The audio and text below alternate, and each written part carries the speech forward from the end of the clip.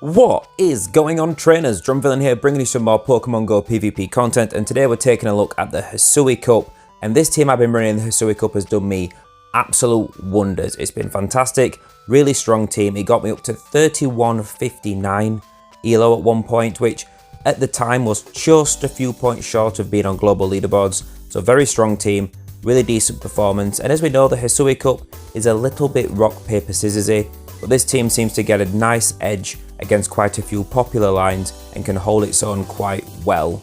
The Hisui Cup is pretty much the same as the Sinnoh Cup, which again was very rock, paper, scissorsy in that it is only Gen 4 Pokemon that are able to be used in it, and any Hisui specific variants that are from Pokemon Legends Arceus that have been released in Pokemon Go so far, including the current new Pokemon that you can get a hold of in the wild and in 7km eggs, which is Hisui and Quillfish, and its evolution, Hisui and Sneasel, Hisui and Growlithe and their evolutions, and of course Hisui and Braviary, which we just had a raid day for yesterday.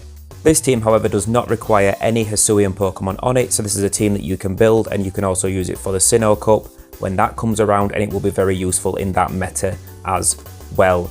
We do have a matchup against an Hisuian Sneasler, which I thought was very interesting because Sneasler is very difficult to get under 1500 CP, just because if you hatch it at a decent trainer level, it's going to be too big to evolve under 1500 CP, so you have to have a low level account that's lucky enough to hatch a Hisuian Sneasel to then evolve to be under 1500 CP. So very difficult to get a hold of, but it is very strong.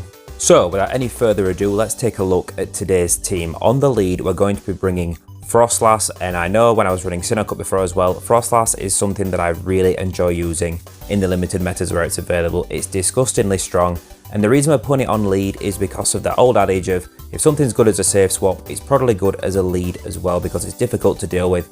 And at this point, Froslass has established itself so well as a strong safe swap in the Sinnoh Cup meta and in the Hisui Cup meta that everyone's got a Froslass counter in the back to hard punish in general, and not many people are running counters for it on the front, which means you can catch a lot of teams off guard, and then as long as you cover its weaknesses in the back, you're looking pretty good.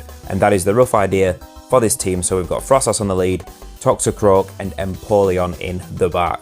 Both Toxicroak and Empoleon handle Bastiodon very well. Froslass handles Drifblim, handles Gastrodon well, so they all cover each other's weaknesses quite strongly in this cup. There are a few core breakers that the team kind of has to shuffle a little bit around and can feel a little bit awkward dealing with, but overall the team has strong performance, and like I said, basically got me up to global leaderboards with this lineup. So a very strong team against some of the top lines that other players are bringing as well. So be sure to hit the subscribe button, guys, to be notified when new videos go live, do all that good stuff for the algorithm gods, and let's take a look at some matchups. Specifically, this first game I want to show you guys is with a Sneasler on the opposing lead, and this is the only Sneasler I've seen, and you can see just how strong this thing is.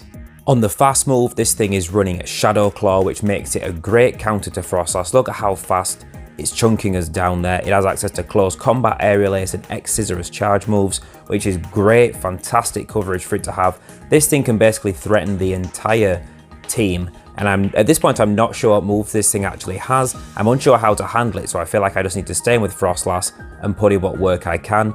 But this thing builds up to double close combat, so I'm forced to drop a shield and then go down. I'm thinking at this point I might bring in Toxicroak and attempt to farm down just to get ahead on energy and hopefully have an advantage against whatever this trainer's got in the back. But they've got Gastrodon, and if a Gastrodon gets past Froslass, we're already in a pretty bad spot. We're going to hope to get 2 mud bombs off here, maybe get the shield as well as some chit damage and see, but it's not going to be enough. Look at the amount of work that this Gastrodon is going to be able to put in now as well on Empoleon, because that mud slap fast move damage is so intense. We shield and earth power, which is fantastic, and they've got Hisui and Voltorb in the back, so a very difficult team for us to deal with. The Drill Peck is not going to be enough. We certainly cannot farm down. The damage is done to Toxicroak. This game is already over. We eat the wild charge, we get nuked. The only win condition is to farm down and come out with energy, which we definitely can't do. Good game to the opponent, and very nice showcase of what Sneasler can do to a Froslass on the lead. So I recommend, if you can get a hold of a Sneasler under 1500 CP, use it. It's strong, people can't handle it, it's got great moves, no one's going to be expecting it. Fantastic Pokemon overall. And now I'm going to take a look at 2 sets of battles which led me up to being at 3159 elo rating. And as you can see, we got a fantastic lead in this first matchup, Drifblim against Froslass. As long as you're good with when you throw your charge moves at Drifblim, they cannot outpace you, and if they bait you with the Icy Wind, they still won't beat you to that last Shadow Ball to take you out. We actually get a Lucario come in, and we punish it very hard with Toxicroak, and even though they choose to commit a shield, we decide to let Toxicroak go down and actually just get more energy on Froslass, because we know that both Froslass and Empoleon on our team can do quite well against Drifblim, especially if they have a shield advantage.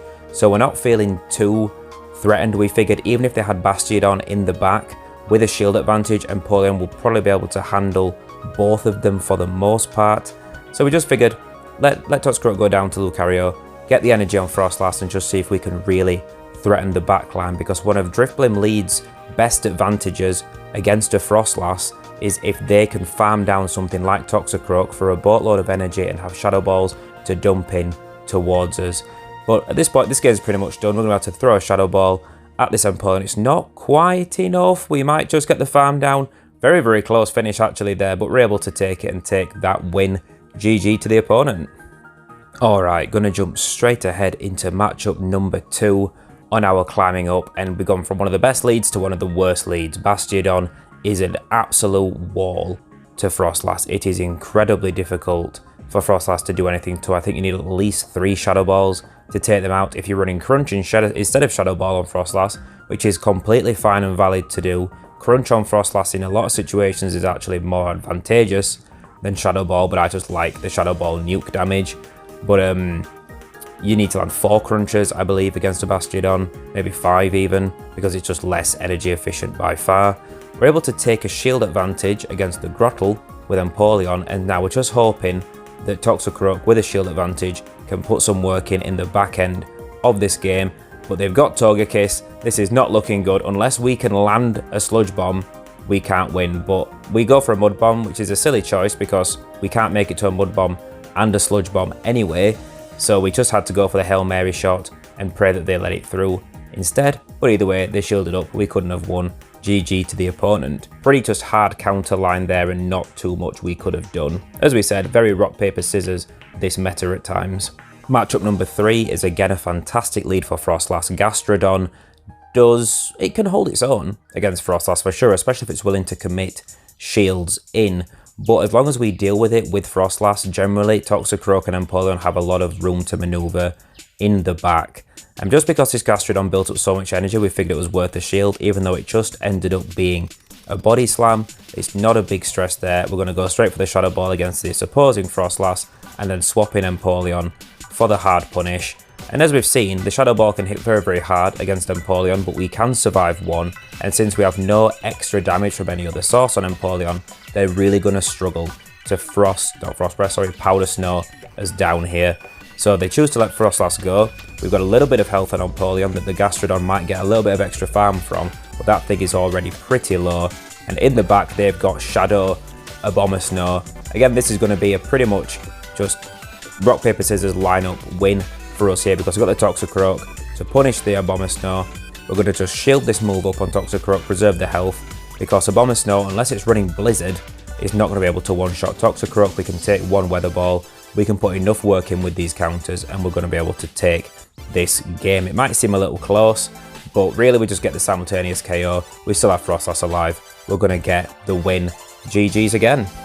Another thing I honestly love about the Hisui Cup and the Sinnoh Cup in general is just how fast the games are. It's great for burning out your daily sets, because most things are quite squishy in these metas, so generally the games go by pretty fast. You can get all your sets in, get the Stardust, get the encounters if you're going to get them a lot quicker than especially like when the Ultra League's in and every game takes like at least 4 minutes to play out.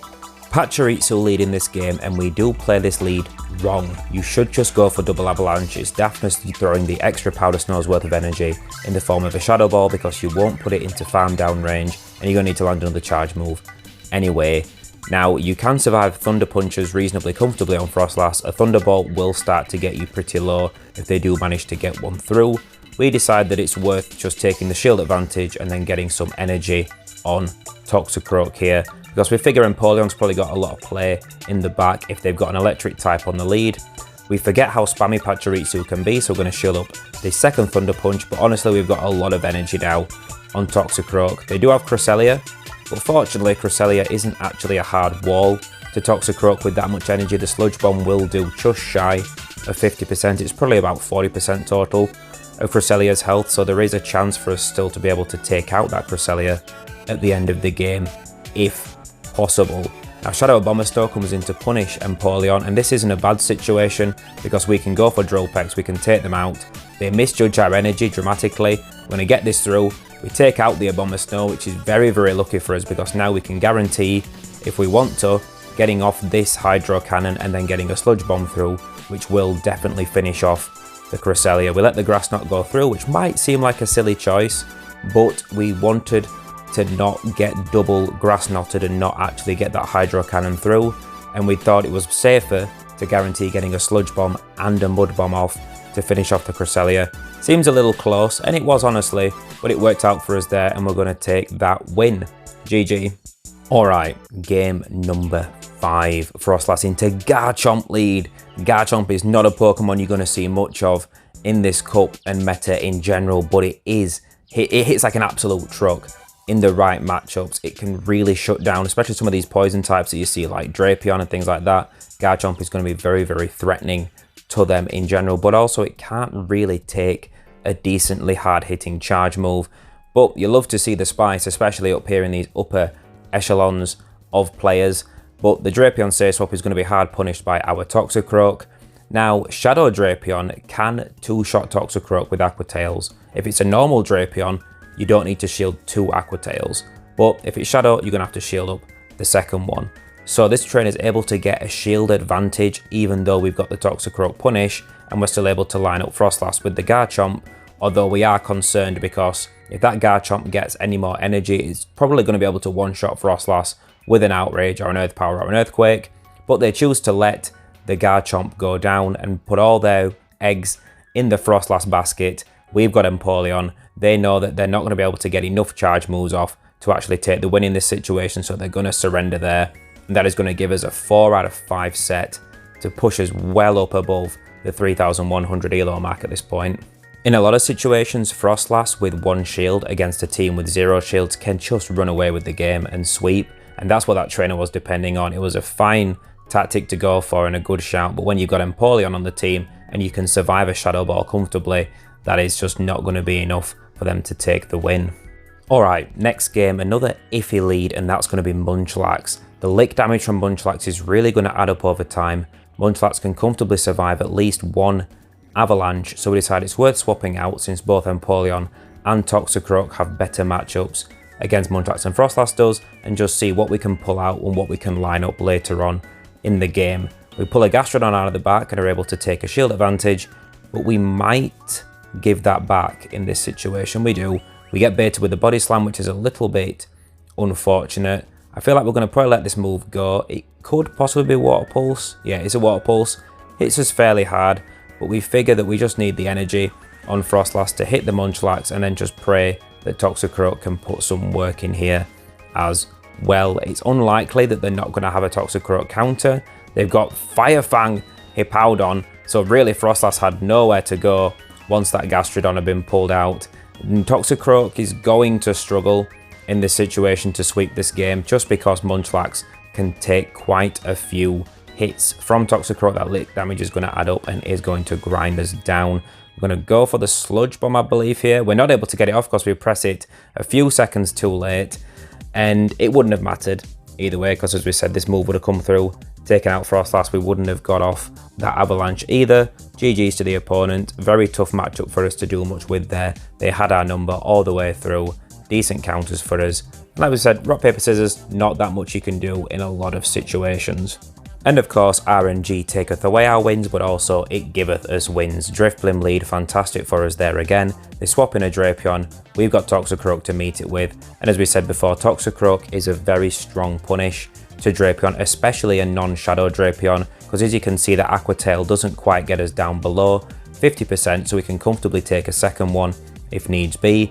They have to shield this up if they even want to be able to threaten us, because we know we can just counter down At this point, we don't have to shield this move up. In fact, we prefer to be a little bit lower because it would give the Drifblim less farm. In general, we're going to go for the Sludge Bomb because out of the two moves that we have on Toxicroak, Sludge Bomb is the better move to throw in general against a Ghost type because that Mud Bomb will be double resisted. The Drifblim does get a scary energy lead here, and it does have enough for a Shadow Ball, and I think we're going to shield this up. You have to respect. No, we let it through. That is a crazy call that they would try and bait us with an Icy Wind there, and it is a common play. Most Drifblims will bait you with Icy Wind, but if they get a Shadow Ball through, it is devastating and it will one-shot you. So a crazy call there. I think we showed up the second move and it is an Icy Wind the second time, and that would have been absolutely insane if we'd have let that go through. They've got Bastiodon in the back, they try to catch a move with. We swap into Empoleon, we don't. Accidentally throw an Avalanche into it. They realise that there's not much they can do there because we can even leave that matchup with a loaded Hydro Cannon as well. So the game was done, they're going to surrender and it's a GG. Next lineup, another solid lead in Gastrodon. As we said, we are quite weak to Gastrodon in the back, so seeing it on the front is an absolutely fantastic thing for us. They swap into Licky Licky, and I'm not really sure what charge move to expect here. It's probably Body Slam, right? They didn't build up that much energy yet. Just a Body Slam, which does get us pretty low, and we think that we can farm them down. We underestimate how much energy they've got, which is our mistake there. We should really have thrown the Mud Bomb sooner. We do get the farm down, so we leave with a boatload of energy, which is nice, but also if Gastrodon comes in, we're only going to get to throw one of these Mud Bombs because they will get a Mud Slap through, which will take us out before we can throw this second move. So a little bit unfortunate that they've managed to take a shield advantage in this situation, but also the Gastrodon didn't get that much of an energy lead from farming down Toxicroak, so there's worse positions to be in, but now they do have an Empoleon in the back and we are forced to match it with our Empoleon, and we're now on even shields, but they do have an energy advantage. So we do really need to get the work in here if we can. It looks like we might have slightly better PvP IVs than their Empoleon does because we're taking slightly less damage from these waterfalls over time. But if they get to the second Hydro Cannon first, which they will, we're going to have to shield, and then we're going to throw our Hydro Cannon, and then just hope that we can finish their Empoleon off with Froslass, leaving us with enough energy to one-shot the Gastrodon, but this is going to be very close. They swap out preemptively. They know what they have to do. They have to make it to an Earth Power, even just a Water Pulse at this point, before we get to an Avalanche, and they are going to make it there. So even though they had a positive, even though we had a positive lead, they're going to be able to flip that game around, take us out, and that's mainly because we let the Lickitung get to a second Body Slam, which gave us that shield disadvantage. So in those situations, it's worth throwing a little bit sooner and making sure that you're not put into that position. Alright, Cresselia lead is very decent for Froslass. You can threaten monstrous damage if you get that Shadow Ball through, and you can comfortably survive one charge move from them. So you're in a pretty decent spot if you do catch a Cresselia lead with your Froslass. Now, this opponent swaps in an Empoleon, and you have to be fast getting to Toxicroak. If you take more than one Powder Snow's worth of time to swap into Toxicroak, they'll get to the Drill Peck before you get to the Mud Bomb, and they'll be able to force a shield out of you. If you swap fast, you're able to get to that Mud Bomb and CMP tie with them, and you get to throw first, and that means they have to commit a shield first rather than forcing one out of you, which is a much better position to be in general. Fortunately for us, we're able to get the shield back. They've got Bastiodon in the back. We still control switch advantage, so there's not really anything this opponent can do at this point. We can just let a Flamethrower come through. We don't have to worry about that because Empoleon can comfortably survive that and still take this matchup. So we're probably not going to shield here. Save the shield for Froslass against the Cresselia just to guarantee that we can get that win there. We're going to farm down entirely, have Hydro Cannons to throw at the Cresselia. This game is done. The opponent's going to choose to stay in and play it out, which is admirable, but it's not going to be able to make a difference for them here. The position we're in is just far too strong. Yeah, the opponent surrenders there. GG there, all the same. Alright, one last matchup, so I'll say it once again, guys, don't forget to hit the like button if you've enjoyed the video, subscribe if you want to see more, and let's take a look at how we play out this Gastrodon lead. And this trainer is going to swap into Empoleon, and you're going to see that we immediately swap to Toxicroak after only one Powder Snow from Froslass, and you're going to see we get that Mud Bomb off just at the same time they get to the Drill Peck. If they choose not to shield, which they don't, it takes them out. They don't get to throw that energy. And even though it's a Gastrodon lead, which is going to give them a nice chunk of energy here farming us down, and we don't throw the Mud Bomb, for who knows what reason. I think we feel like we can get one more counter in, and because we're greedy like that, we end up losing that energy, which is a big shame. We're going to shield this up because it could be an Earth Power, even though it's not, it's just a Body Slam. Doesn't matter, we're going to get that shield back or take them out with Froslass. We don't mind being down a shield in this position because we figure they might have Bastiodon in the back, and if they do, Empoleon's just going to be able to sweep this game anyway. Let the second move, no, we're going to shield the second move, it's another Body Slam. So now they've got 1 shield to 0, but again, we've said it's Bastiodon, and we know that Empoleon wins this matchup and comes out in a strong enough position for us to still be able to flip this game. And although the Gastrodon has baited us with Body Slam twice against our Froslass, they are not going to be able to make it to a Water Pulse or an Earth Power to take us out in this situation still. It's not going to be enough for them. It's played about as well as it could for this trainer in terms of trying to recover the situation, but it's just not going to be enough. They get a Mud Slap through here as we throw the Hydro Cannon, force the last shield, and then we're going to be able to get to an Avalanche and finish them off and take the win in this situation. In fact, we've even got the Avalanche loaded just to make sure we didn't have to even if they had the energy for a Water Pulse or an Earth Power, we would have just won CMP tie anyway. Take them out, take that win, and that's going to be a 3-2 that pushes us up even higher, up to that 31.59. As I said, on this day, we actually would have been global leaderboards, but it was one of those days where they didn't actually update the leaderboards for like the following 2 days, by which point the bottom ranking mark for the leaderboards had moved up to like 31.70 something. So a little bit unfortunate, but still very happy with the performance. So let me know what you guys think of the team down below. Any tips or tricks or sneaky Pokemon you think trainers should know about? Put them down in the comments below for other trainers to see. I hope you're having a good season so far. I hope you've reached your goals, and if not, there's still a few weeks left to get there. I hope you're all having a great day. You're all absolute legends, and I will catch all of you next time.